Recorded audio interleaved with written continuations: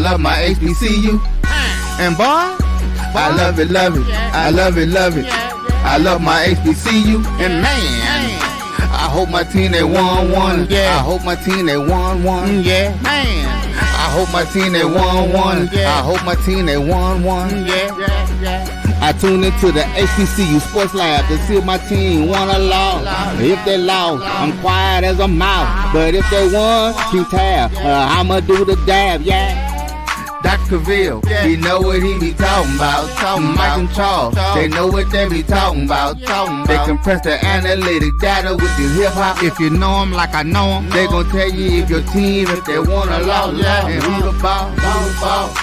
So listen to Professor, yes sir, and pay attention, cause he gonna teach a lesson.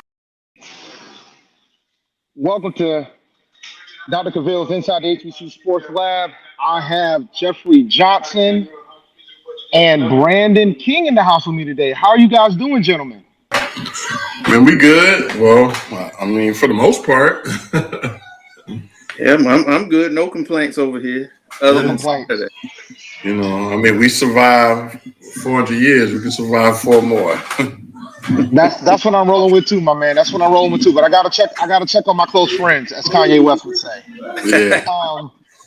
So for those who are wondering about my ambiance, I'm on my way to Munich, Germany. I'm going to cover an NFL game later this weekend, so it's gonna be a fun ride with regards to that. Gonna do some podcasting while I'm out there too. Gonna run through the. Oh man! Welcome to episode 578 of Inside the HBCU Sports Lab Radio Show and Podcast, the show that's covering the HBCU, the HBCU sporting diaspora, all things HBCU sports for institutions large and small, from the NAIA to the NCAA. We share insights and information on the HBCU sports culture, and HBCU athletic aesthetics to facilitate the story of HBCU athletic programs and the business of HBCU sports. I'm your host, David Rhodes, along with my co-host, Brandon King and Jeff Johnson. We're filming from our home studios and sending a signal live to our KCOH 1230 AM studios with the Texas Radio Hall of Fame Rob Cooper in the beautiful home at Texas Southern University from Houston, Texas. All right, guys. We got a lot of things to talk about, man. Well, you know, over the past week, we had the A&T Town Hall. We had A&T's volleyball team finally made the CAA playoffs for the first time. Only the top 16s get in, so shout out to those ladies for pulling that off. We got a big game this weekend, big series this weekend against Hofstra.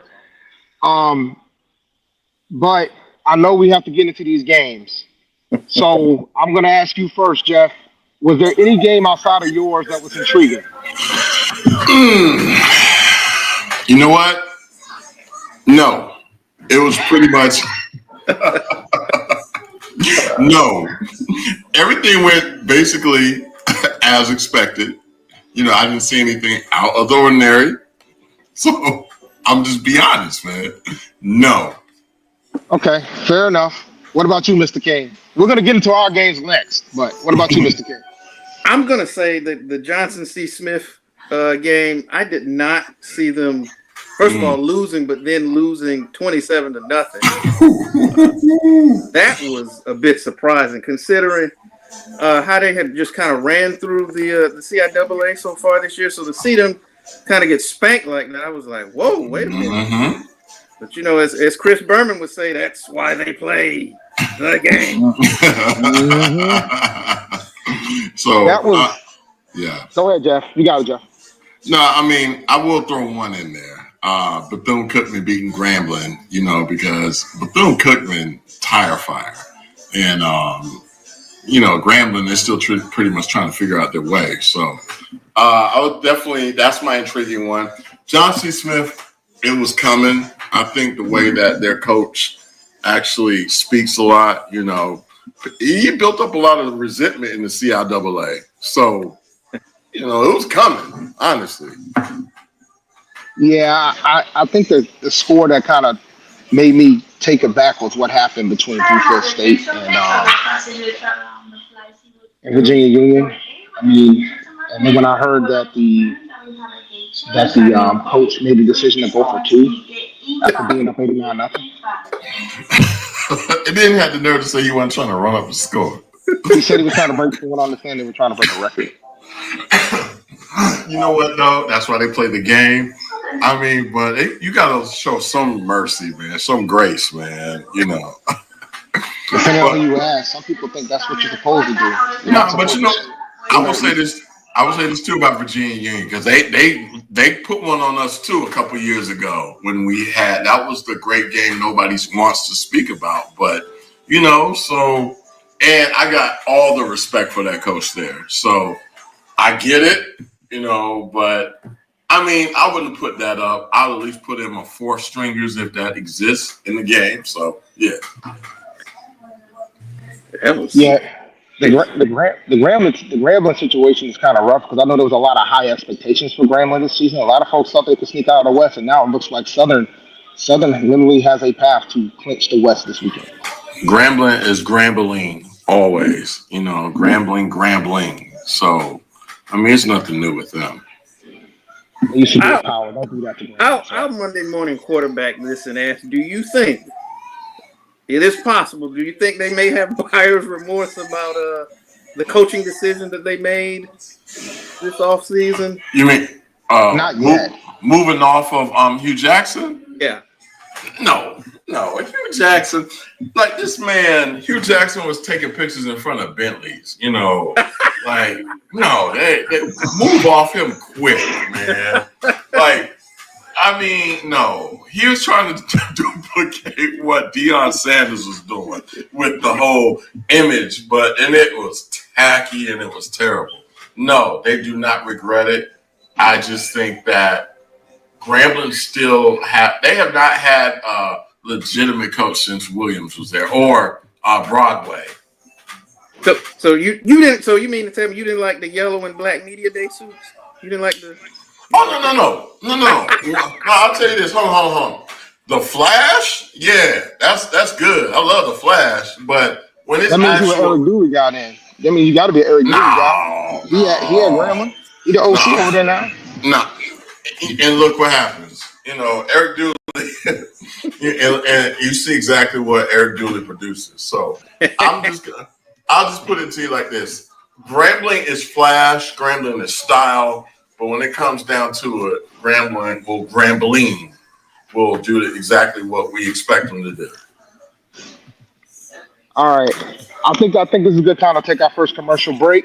When we come back, we're going to talk about some of these football games. And I want to talk a little bit of basketball, too. Yeah. We'll do that after the next segment. So when we come back, we'll talk about our 3 football games coming and our 3 football games going.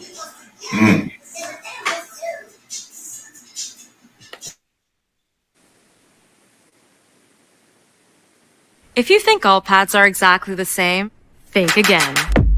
This is Always Ultra Thins reinvented with the Always Triple Protection System.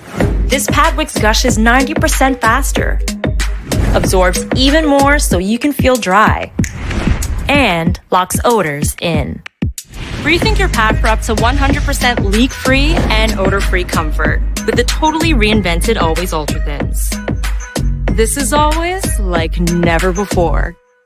The Kuyo Group is a Florida-based marketing and training consulting firm. We help businesses communicate to their target audience and engage them in conversation.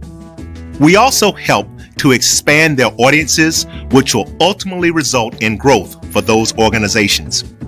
In addition to being a certified constant contact specialist, my colleagues and I are also certified in John Maxwell Leadership Principles. We use these proven principles to conduct workshops, training, and private coaching sessions for individuals and companies looking to take things to the next level. Contact us to schedule a free consultation. Issues today, don't delay, call Kuyo. Nope. Come on, him? Ooh, I like him.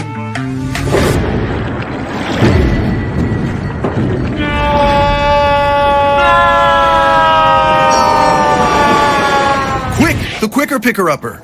Bounty picks up messes quicker, and each sheet is 2 times more absorbent so you can use less. He's an 8. He's a 9. Bounty, the quicker picker-upper.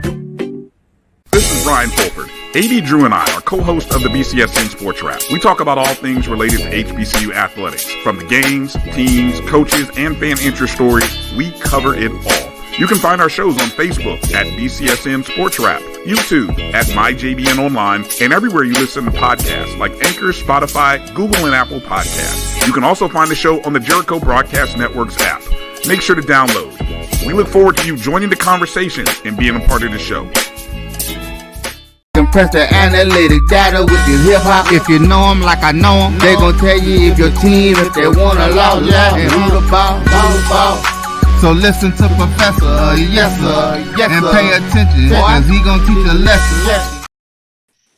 Welcome back to Inside the HBCU Sports Lab. I'm here with Brandon, I'm here with Jeff, and hopefully you guys don't hear all this background noise. I'm assuming y'all don't, but we'll see.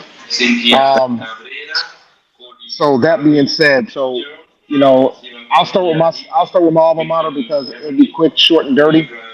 We're not a good football team. We're at a youth movement right now. We lost it. A&T lost to William & Mary 45-7. They never led the game.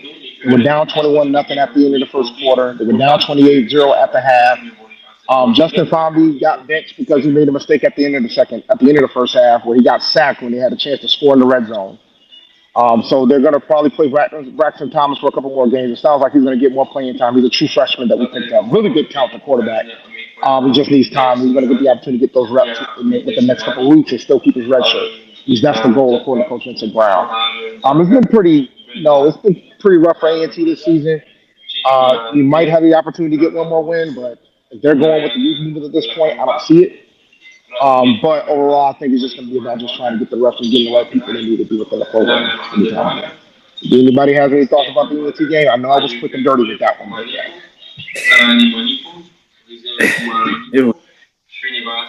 No, I think you covered it pretty well. A&T does have a youth movement, and they also have an old coaches movement too. So we just got to figure that out. The way things are going right now, I'll be honest with you guys, I don't see us moving off from Coach Brown for at least another year or two. Most likely 2. No, it's like we will always say, okay, give the coach 3 years. Let him coach his way out of the job. And I guess with the contract you gave him, you let him coach it. But unfortunately, let's just see what the guy could do, actually. So, yeah, I will say this, and I'll let you go, Brandon. Year 3 is going to be pivotal for him. It's going to be pivotal for him. Yeah, I agree. I think you have to give him 3 years or at least a recruiting class to see if the program is starting to head in the right direction. I think sometimes these schools may pull the trigger on a coach a little too soon because, when you do that, now if you do it in season, you're in the interim stage and it puts you potentially behind in recruiting and, it's just the whole thing. So, like I said, give him at least 3 years and then kind of assess from there.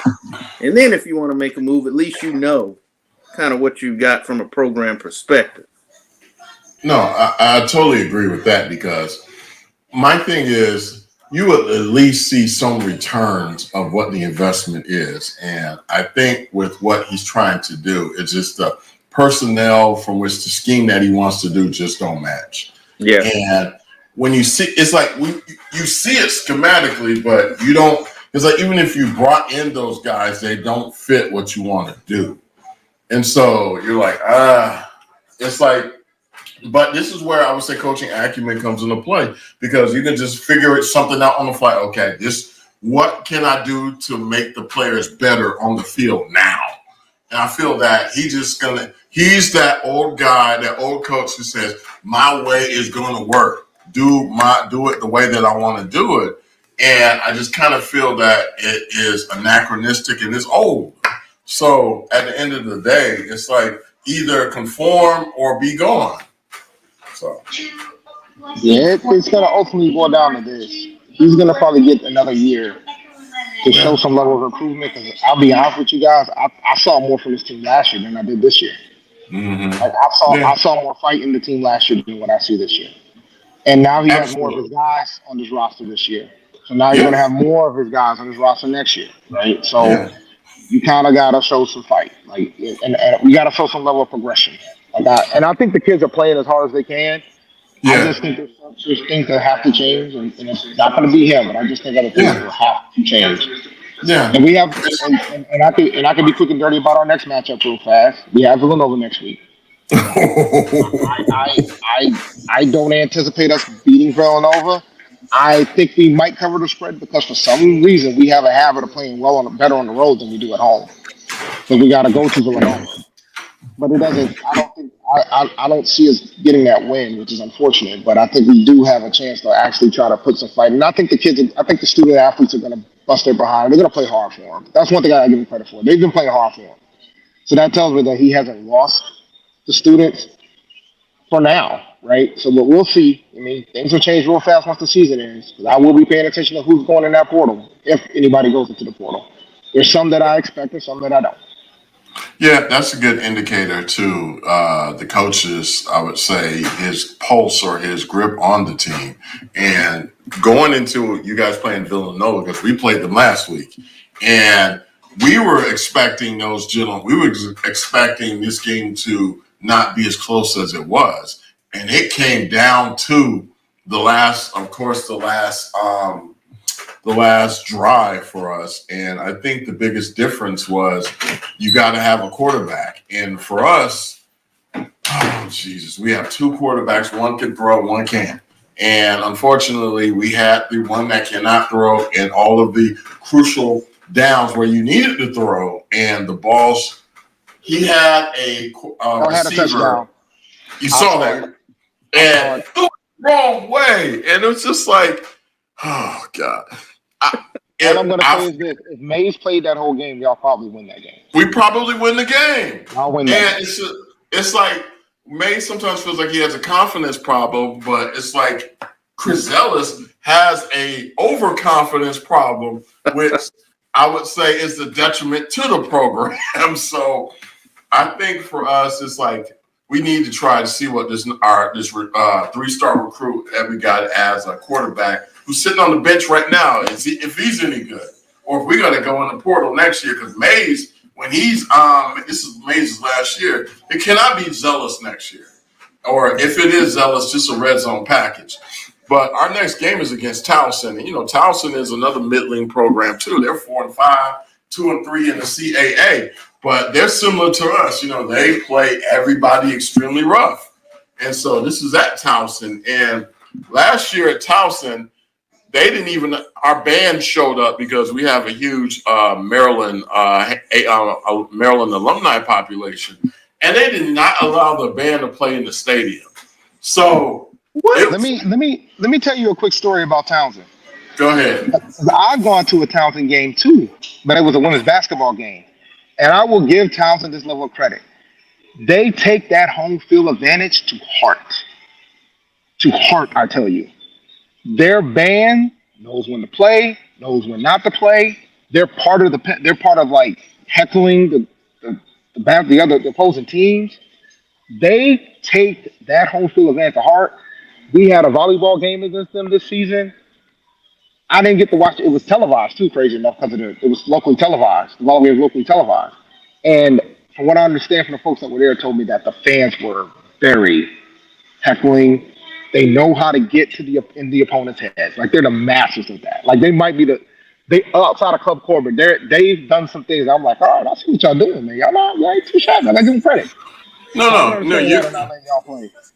you're right. You're right. And that's where and it's the sad part. This is where I got my master's degree. So I'm sitting here like, and I don't root for them. So I think for us, it's like that definitely angered a lot of the alumni contingent last year. So of course they went, of course, what we do, we went right to the AD, their AD, and was like, hey, what's going on? Oh, this is what we do. It's just our rules. So I don't anticipate the force joining this year. But if I would, I'll be petty. I'll just play. Like, what they gonna do? Kick the band out the stands? I mean, they're gonna start throwing flags at your team. Oh yeah, you can't do that. Yeah. Okay. All right. Well, And they're the type of program that wouldn't bring their band to Armstrong, so it wouldn't. You know what's funny? We played Townsend last year, and when I went to the women's basketball game, we played Townsend for Jiho last year. Yeah. When I went to the women's basketball game, I met some of the band members of Townsend. Yeah. They were hoping that they could come to Jiho. They were praying. No. Why? We don't allow y'all. No, absolutely not. It's like we just don't allow. They didn't even let us come to Jiho, man. Yeah. I had to let them know. I'm like, I'm sorry, guys. Yeah, we gotta play us in the off game. It don't work. Can pay your money to come up here, but you don't allow us anything. You know what?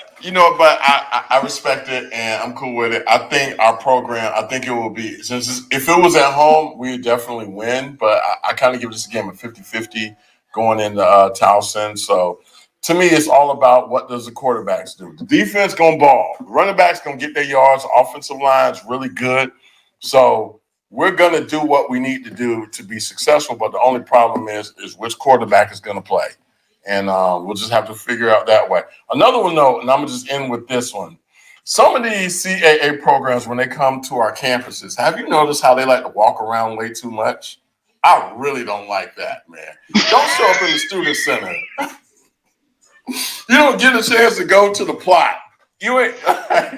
You don't go. Like, why you at the plot? What you doing over there? No, don't go over there. Or you at like. So I don't know. Seriously.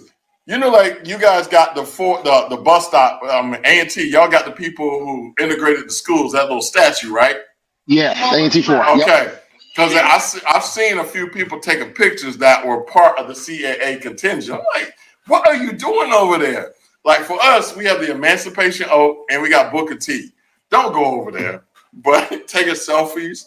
But that's the only funny thing about us in these conferences. It's like, why y'all? Oh, what are you looking at? Is nothing to see. I will say this: when Townsend was there last year for Jiho, I know we're gonna get to you, Brandon, because I know you got a lot to say about what happened with you and UT Martin, man. So I know. When we went to Jiho last year, there was a decent chunk of Townsend contingent that did find a way to get attention and get there, and I will commend them for that because it takes effort to do something like that. But they did walk around the campus if they could, right? Because if you didn't try to walk around campus before kickoff, it's tough.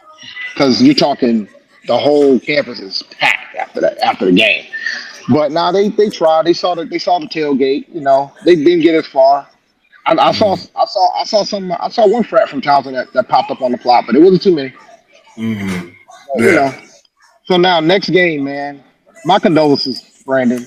Because y'all should have beat UT Martin last week. Who you telling? Oh God, I don't even know where do I even start. I'm gonna read some numbers. And 35, 33, 33.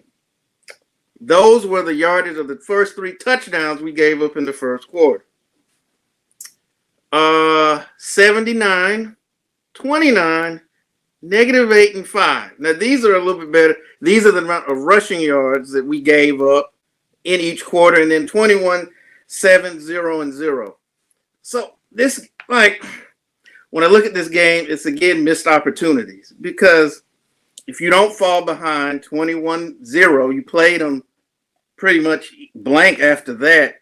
Your defense after that opening blitz, they didn't do much offensively, but again, turnovers. Draylon throws 3 interceptions. We talked about it last week. Consistency and decision making. You throw 3 turnovers, 1 in the red zone. You have a pick 6 that gets dropped. You can't run the ball yourself. You stop them, but you can't run the ball. And then once again, it's in some ways it's like the Tennessee Tech game all over again. You're driving down the field, the chance in this case to tie. You get on the 6-yard line and you can't punch it in. And it was just a game of missed opportunities because I think if they played next week, they'd beat them by 2 touchdowns from what I saw on Saturday. And so, I mean, you look at it in terms of where the program was. You was on the verge of getting you'd come up the rough side of the mountain. To those of you of a certain age, you'll get that reference. But you get up there and again, you poop the bed with silly turnovers and just mistakes. And if you're trying to get to the level of competing, much less winning the OVC, you can't have these types of games. So now you went from potentially being in the driver's seat in terms of being in the Big South OVC title pick. Now you need help. You got to take care of business, including playing SEMO in the season finale. But now you need Tech and you need Martin to at least drop one game for you to be back in contention. So I don't know. The OVC title could be out of reach. You could be potentially looking at a playoff berth, but it's just you just hate. It seems like you're on the verge of them possibly turning the corner, and then this happens. So, yeah, that one was tough.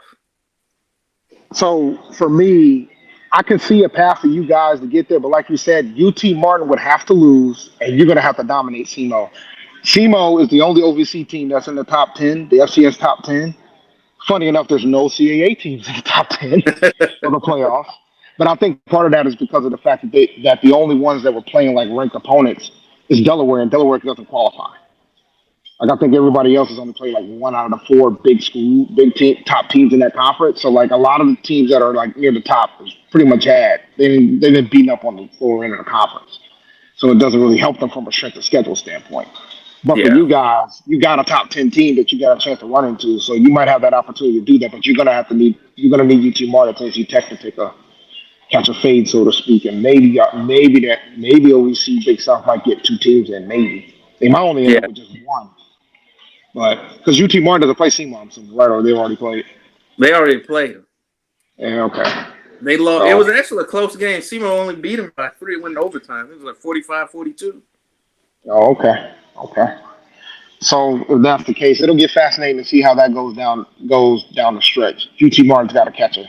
They got to lose to somebody though. And I don't know what the schedule looks like, so I have no idea if that's even plausible. Yeah.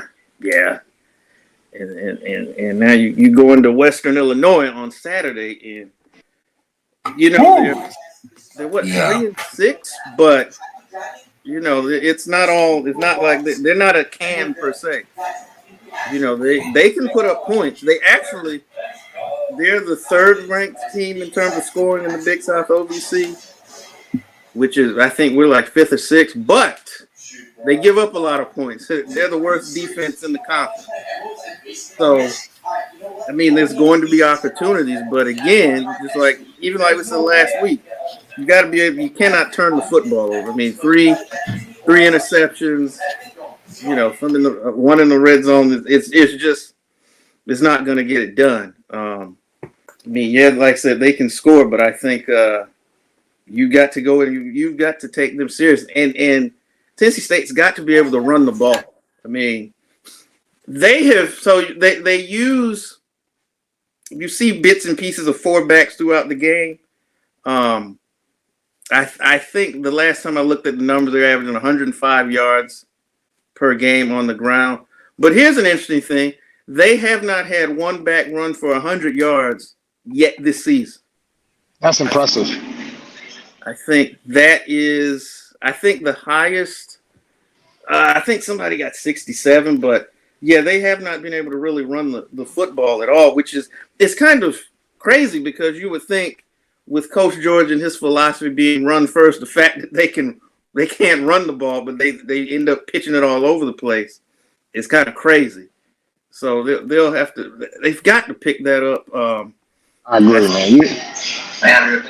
It pretty much, it makes yourself one-dimensional. You really got to pick that up in regard to that. And I mean, and hopefully, and considering who your coach is, one of the best running backs I've ever seen. Yeah. He can't run the ball, man. That's kind of wild for me. It's crazy.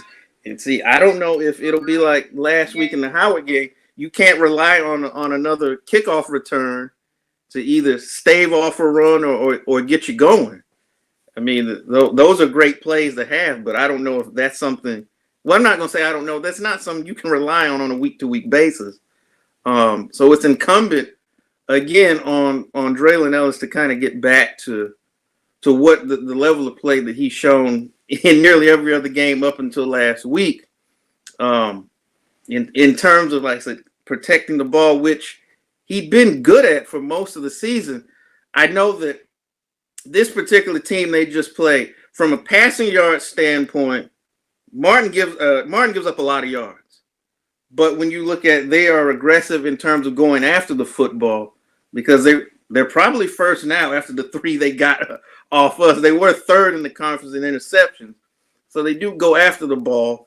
So with that in mind, hope Brandon and the coaching staff have looked at the film and kind of, because I didn't get a chance to ask on the call. I if I had gotten a chance, I would have said, what did he say that he saw on the interceptions? Was it something schematically that they were doing? Was it, I was just curious as to what he said when he came to the sideline after those interceptions. So it's the more things change, the more they stay the same sometimes. So that was a tough one. Oh, I caught a decent chunk of that game, man. So I was watching. I was sorely disappointed because I felt like they had multiple opportunities, like just like similar to Hampton against Villanova. I felt like they had their chances as well. And it was just, and as somebody who had to sit through a blowout, I was rooting for you guys to pull these games out, man. Definitely that. But before we go to break, I will give a shout out to one Aggie. Shout out to Shamik Blizzard. 20 carries, 132 yards, 3 catches. Yeah, I think it was like 26 yards receiving as well. So shout out to him. I think we got a running back. We're still RBU. We just got to keep running with the youth movement, and we're gonna after this break, we're gonna discuss basketball. We'll get into some basketball because we've already had a couple games on the men's and the ladies side. We'll talk about that a little bit, and then we'll go from there. This is Dr. Cavil's Inside the HBCU Sports Lab. We'll be back right after this break.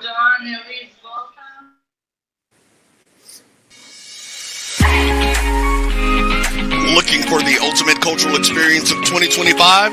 The Zora Outdoor Festival of the Arts is where you need to be.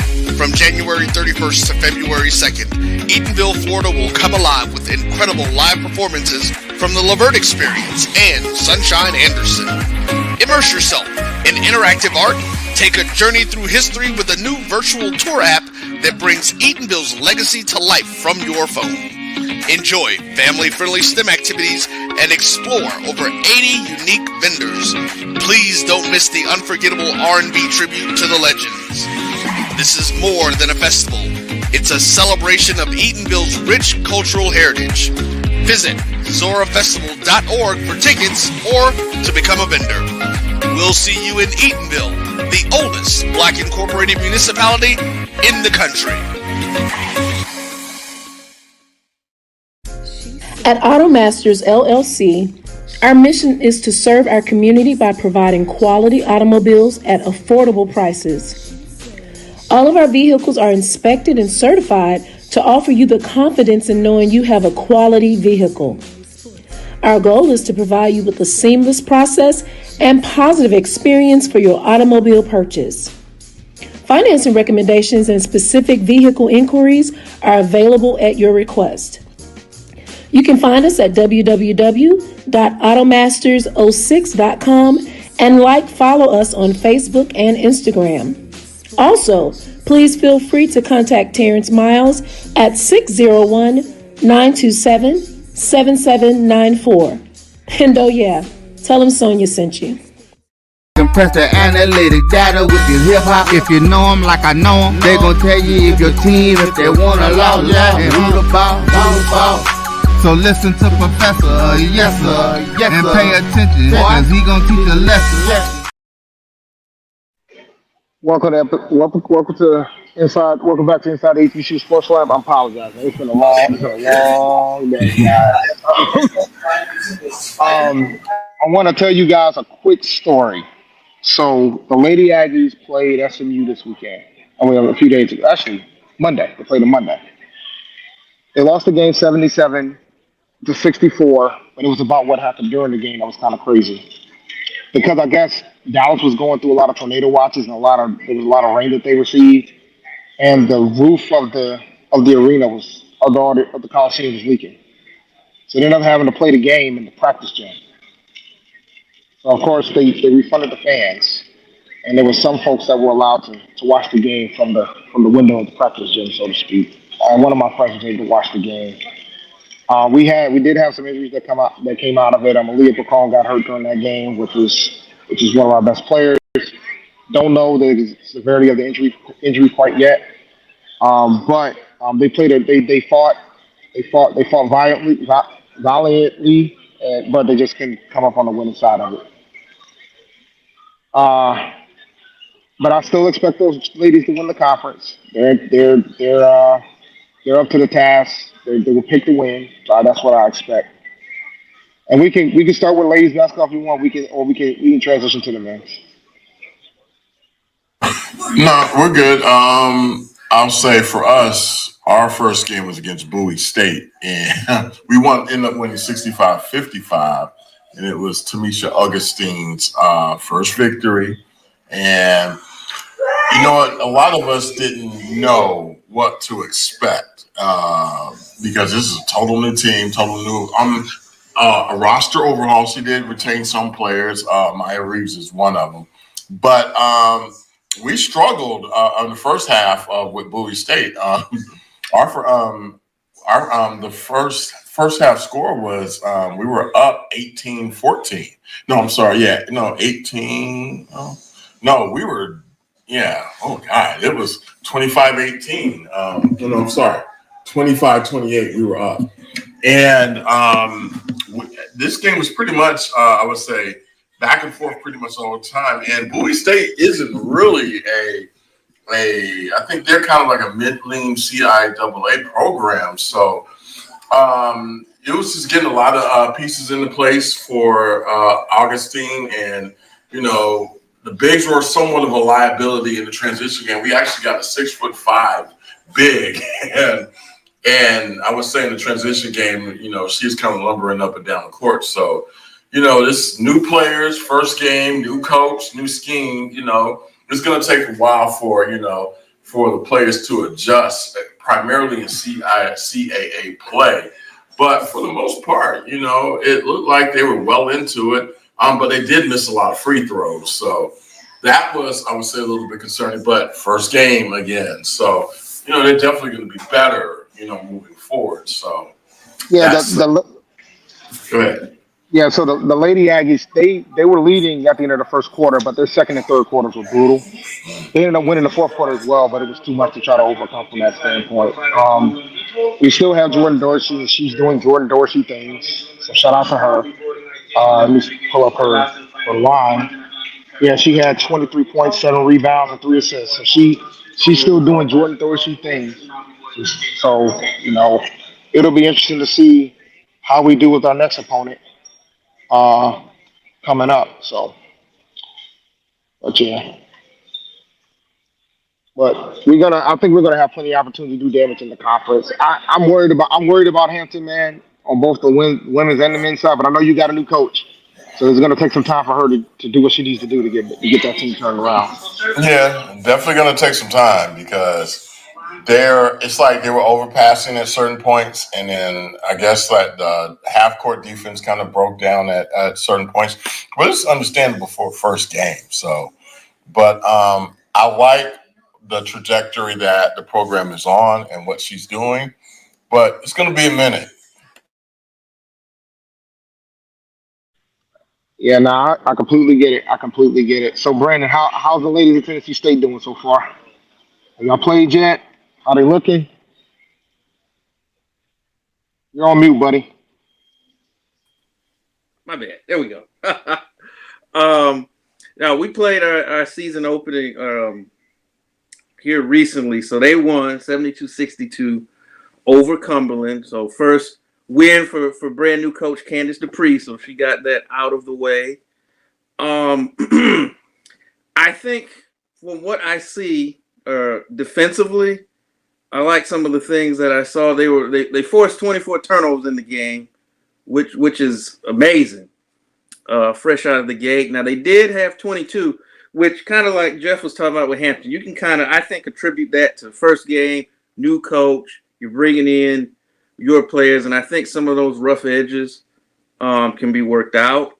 So anytime you can get a win and at least start off 1-0, I think, especially when you've got a new coach coming in and trying to put her imprint on the program, I think is a great thing.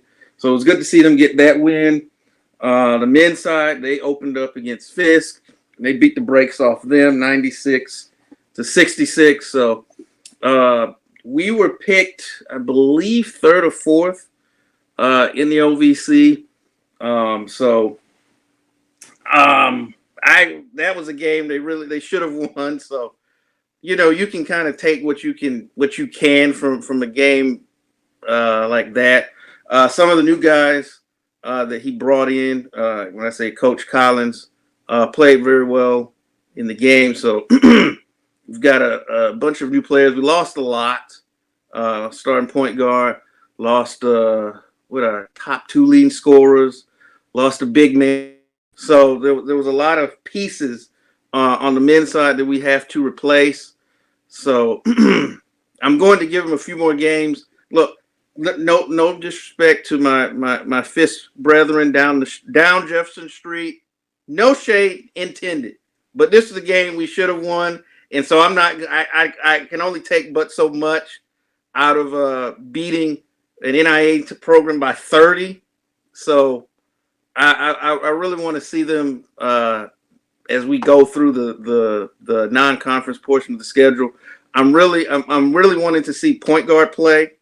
As I said, we don't have Marcus there anymore. Who's going to be kind of some of those additional scorers there, considering a lot of the offensive punch that we lost, and then kind of some of the interior play in terms of rebounding. So those are kind of the areas that I'm going to be looking at as this non-conference portion of the schedule kind of plays itself out. One thing I'll say, you want to talk about making sure you beat somebody. The men of A&T, they went up against the oldest HBCU in the land, Cheney University. We beat them 107-55. And honestly, man, there was a time where we would have trouble with these with BT teams and things of the sort. So this was encouraging to watch. We got some pretty good players on deck with regards to that. Landon Glasper, who was the leading scorer for the team last season, came back.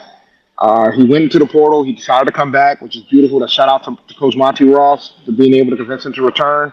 We still got Cam Shell, Will Felton. Finally got to make his debut. He's been hurt the last 2 years, so this is his first game. So shout out to him. He's got some devastating injuries, so I know he's thrilled. And he's as advertised when he was recruited by the previous regime. We got a kid from Maryland, Lamonti. He's been looking pretty good, Jonathan Lamonti. So I can't complain, man. I think they had us projected 10th to be 10th in the CAA, and I think we're going to break that projection just like we broke it. Just like we broke it last season. I know I said it the last time we talked about A&T basketball, but I'm really hoping for health for Glasper this season because he is a dude. Oh my God, yes. But here's the fun fact for you, man. Like he was selected to be all CAA because he was the leading scorer before he got hurt. And I don't think he's going to be leading scorer here, and it won't be a bad thing. That means you got other pieces, so we can. If anything, that should make his efficiency go up because you got other guys, and that should easier shots within the offense. Mm-hmm. And the team's bought in, but we get Wake Forest on Thursday, so we're going to get a true test on Thursday. Ooh, yes you will. Yes you will. All right, men's basketball for you, Mr. Johnson. We got how your men looking, man? All right, so we beat Mid-Atlantic Christian, which is they're basically the University of Virginia Lynchburg of basketball. Yeah, we play them every year. That's been going on since the joiner year. So, and we beat them. The final was, God, what was it? 110-53. It is not indicative of anything. So let's kind of let's kind of get that out the way. So we outscored them in the second half by 40. And then in the first half, we outscored them by 17 points. But Noah Farrakhan was basically the man, 13 points. He was the big guy. He was heavily recruited coming out of high school. But, I think something happened where I guess he never reached that full potential. And of course, the homegrown Kyrie Mullen, 14 points. And we had a couple of our standout players, freshmen, come in and contribute right away. Daniel Johnson, 19 points. This is a freshman too. And he actually owned that second half. So there's a lot of bright spots for, I would say, the men's basketball team. I think that this game is not indicative of, what to expect coming up, because this is Mid-Atlantic Christian. They literally are just a ragtag bunch of kids that's just playing basketball. So I do like some things that we did see on the court with Coach Ivan Thomas's scheme. He is kind of more of like a run and shoot type of game. So very good cohesiveness, good team all around. So, but it's the first game. Next game might be a blowout. We play George Washington next, which we've been successful with in the past couple of years. So pretty much good so far. All right. Yeah. We're going to go ahead and take the last commercial break, and then we're going to close out the show. So we'll be back right after this break. Hey, grab me one too.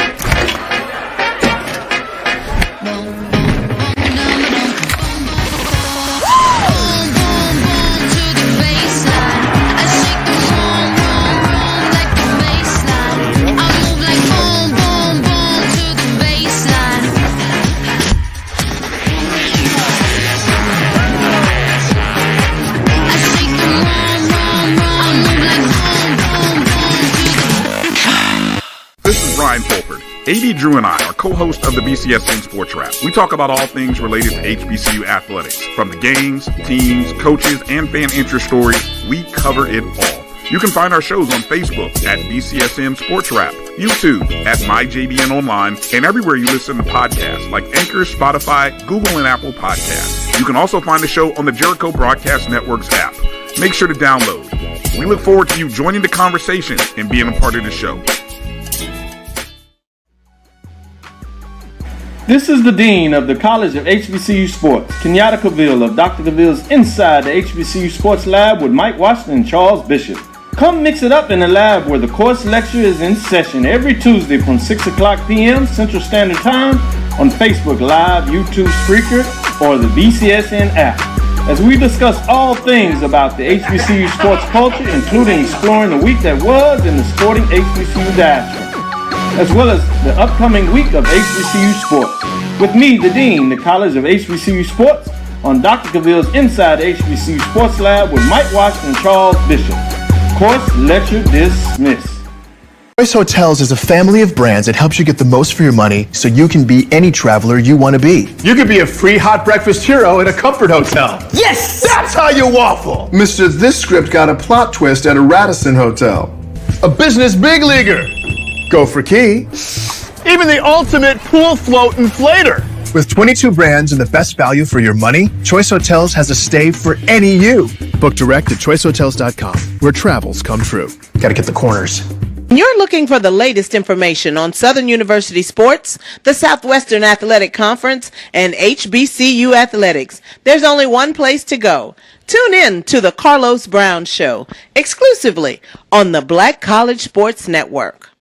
Compress the analytic data with your hip hop. If you know them like I know them, they gon' tell you if your team, if they wanna lose, and who the ball. So listen to Professor, yes sir, and pay attention, cause he gon' teach a lesson. Welcome back to Dr. Cavil's Inside the HBCU Sports Lab. To close out the show, I'm just gonna ask you guys a question. What game are you looking forward to other than your own this weekend? Give me a moment. Okay, Brandon, what about you? I can name mine, and you guys can do what you need to do. Outside of mine, I'm actually, and this may surprise, I'm actually looking forward to the Fountain City Classic down in Columbus. Because there's actually a log jam really outside of Miles. There's a log jam for that second spot in that SIAC championship game. And if Albany State wants to have any say about potentially getting in, they've got to win this game. I believe they won last year. So I'm really intrigued by that game. I think the SIAC has been kind of interesting. They hadn't been, of course, the CIA has been beating the stuffing out of them whenever they encounter each other. But nonetheless, when I was looking at some of the games, and even when we were kind of looking at some of the mid-major poll rankings, which will be out later tonight, the write-up for which on SeaShopTalk.com, be sure to check that out. That was kind of one of the games I think that stood out, kind of wanting to see how the rest of that non-Miles side of the SIAC championship game shakes out. So that is the game I will be paying attention to. I'm old school, so I'll probably be listening to the on the radio. Well, for me, because Jeff, you good? You want me to go ahead? I'll go in with my game real fast. So for me, it's Howard versus South Carolina State. South Carolina State's got to go up to DC. We're going to find out if they can go up in the 50-degree weather. I guess what they're going to have in the DC area, and see if they can go ahead and get this win. They should be able to beat Howard, but you never know. When folks be traveling up to the MEAC North is what they would say. I know the school down the road are the biggest Howard fans on earth right now. So watching them squirm is worth it for me. So from that standpoint, that's going to be one of the games I'm going to be watching. It's going to be a 6-hour difference from where I'm going to be in Germany. But we're not going to try to catch it. Jeff, what do you got, buddy? I got two. The first one, and I'm going to concur with you, Howard and South Carolina State. I do think that South Carolina State has pretty much the program that definitely steamroll Howard at home. I think Howard is going to mail it in. You know, they're still feeling it from the Kamala loss. So definitely that one. The second one I would say is Grambling and Alabama State. I would say two kind of middle of the pack programs. Kind of want to see how Alabama State moves off of their last one and how Grambling rebounds. So definitely keeping my eye on that, and I want to see what Alabama State does down in Grambling, Louisiana. I'm definitely going to be watching that game, see what Miles Crowley is going to do against his old team. Alabama State is at their fifth-string quarterback, and they're finding ways to win games. It is astonishing to watch. Yep. That defense with the fifth-string quarterback in that run game are finding ways to win games. Yes. Any last thoughts, Brandon, before I close the show out? No, I'm looking forward to a great weekend of HBCU football. You know, we're coming down to the wire in a lot of these conferences. You know, teams are coming down to the season finales in the SIAC, the CIAA. There's still a lot of football to be determined in terms of the SWAC and the MEAC to see who will be in Atlanta. So I'm just looking forward to that. I'm glad that basketball is back. Yeah. So we're and this is not directed at anybody, but if your team didn't have the season that you wanted, well, I've been there. I'm over here watching volleyball, bowling. I'm watching everything. Off country. I'm watching it all at this rate. Yeah. We're still holding that hope that if we win out, we'll get a playoff spot. Based upon we have a definite shot. If we can win out, we could. It'll be a spot for us. Hopefully. You got your work cut out for you, but it is possible. We do. We know. It's always possible. If you have a possibility, you got to keep hope alive, right? Yeah. But all right, man. Much. Yep. All right. Thank you for listening to Inside the HBCU Sports Lab. Make sure you share our podcast with your friends and colleagues. I'm David Rhodes. This is Brandon King and Jeffrey Johnson. And shout out to Dr. Kenyatta Cavil, the Dean of HBCU Sports. We hope you enjoy. Again, we want to thank you for listening to Dr. Cavil's Inside the HBCU Sports Lab. They go live every Tuesday and Thursday at 6 p.m. Central Standard Time and Sunday at 9 a.m. Central Standard Time. And the ending report goes live on Wednesday at 7 p.m. Central Standard Time. We look forward to next week, and we'll discuss the latest news in the lab. Make sure you follow all three of us with our respective handles. They're sitting here right here. I'm Champ D 1012. We got Jeffrey Johnson 1906, right?